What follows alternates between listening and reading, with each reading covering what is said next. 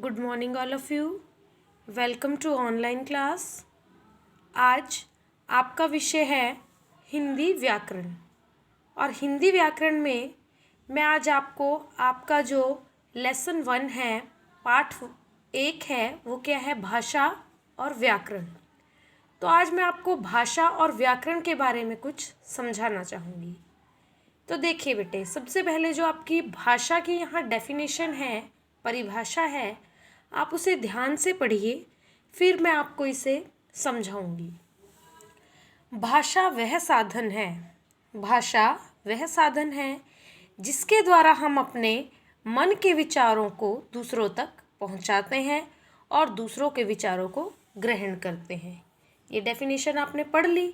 तो देखिए, अगर मेरे मन में ये बात है कि मुझे खाना खाना है, तो मैं अपनी मदर को क्या कहूँगी, अपनी मम्मी को क्या कहूँगी कि मुझे खाना खाना है।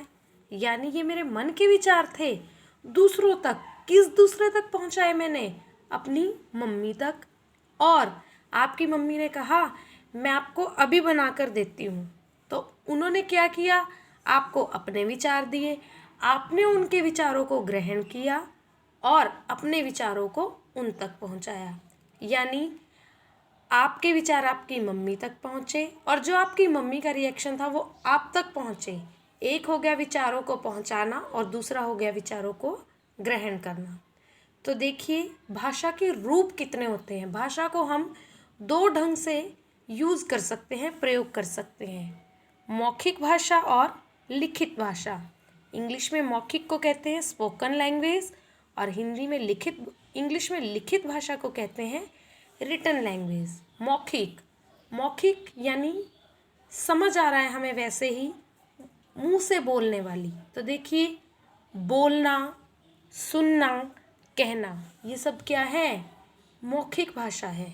और दूसरी ओर लिखित भाषा, आपने लिखा मुझे कल की छुट्टी चाहिए। अगर मुंह से बोल देते मैडम को तो वो क्या हो जाती? मौखिक भाषा। जब आपने लिखकर, पत्र लिखकर दिया है, तो वो क्या हो गई? वो क्या हो गई? आपकी लिखित भाषा। और आपकी मैम ने, आपकी कक्षा अध्यापिका ने जब उसे पढ़ लिया तो वो क्या हो गया? पढ़ना।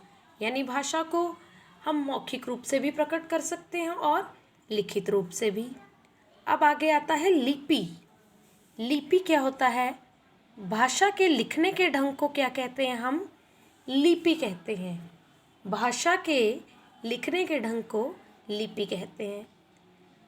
सभी भाषाएं कुछ अलग अलग ढंगों से लिखी जाती हैं।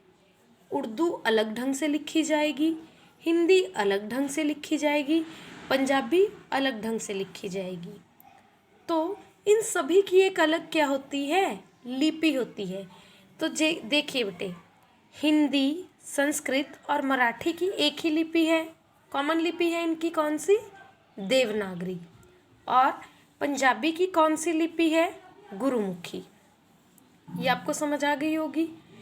ये क्या होती है? लिपियाँ होती है जिसके द्वारा हम अपनी भाषा को, अपनी लैंग्वेज को लिख सकते हैं।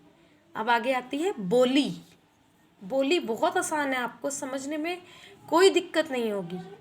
हम आप ही का उदाहरण लेकर चलते हैं। देखिए, अब आप हरियाणा में रहते हो, हरियाणा के नागरिक हो, तो आप क्या वो हरियाणवी लैंग्वेज यूज़ करते हो ना आप लोग। तो विशेष क्षेत्र में बोली जाने वाली भाषा क्या होती है? बोली कहलाती है। विशेष, एक पर्टिकुलर एरिया में बोली जाती है जो भाषा, वो क्या कहलाती है? बोली। गुजरात के लोग क्या बोलते हैं? गुजराती। पंजाब के लोग क्या बोलते हैं? पंजाबी। तो इस तरह जो अलग अलग क्षेत्रों के अकॉर्डिंग बोली जाती है, क्षेत्रों के अनुसार जो भाषा बोली जाती है, उसे क्या कहते हैं? बोली। और आपके पाठ के अकॉर्डिंग अब आपका एक मुख्य भाग क्या आता है? व्याकरण। देखिए, व्याकरण क्या होता है? व्याकरण भाषा के नियमों का ज्ञान कराता है। अगर व्याकरण नहीं होगा तो हमें हमारी अशुद्धियों का पता नहीं चलेगा। और ये अशुद्धियाँ भी अनेकों तरह की हो सकती हैं। तो व्याकरण की परिभाषा क्या है? व्याकरण भाषा के नियमों का, यानी भाषा को हम नियमों के अनुसार लिखते हैं। तो देखिए इन अशुद्धियों की पहचान कैसे की जा सकती है। जैसे मैं बोल रही हूँ आपको, यहाँ पे उदाहरण दिया गया है, गीता गाना गा रहा है। गीता क्या है? लड़की, स्त्रीलिंग। गीता है लड़की और हम कह रहे हैं गीता गाना गा रहा है, तो ये क्या होगी? वाक्य संबंधी अशुद्धि। यहाँ पर क्या आएगा? गीता गाना गा रही है।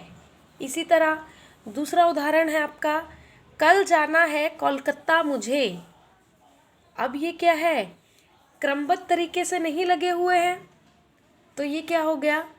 मुझे कल कोलकाता जाना है। अब ये क्या बन गया? सही वाक्य बन गया। अब देखिए आगे क्या है? परीक्षा। हम बोलते हैं परीक्षा और यहाँ पे लिखा हुआ परीक्षा। तो परीक्षा में क्या आती है? बड़ी की मात्रा। डिब्बा, डिब्बे में क्या आएगी? छोटी की मात्रा। तो ये क्या हो गई? मात्रा संबंधी अशुद्धियाँ। तो यानी व्याकरण हमें क्या बताता है?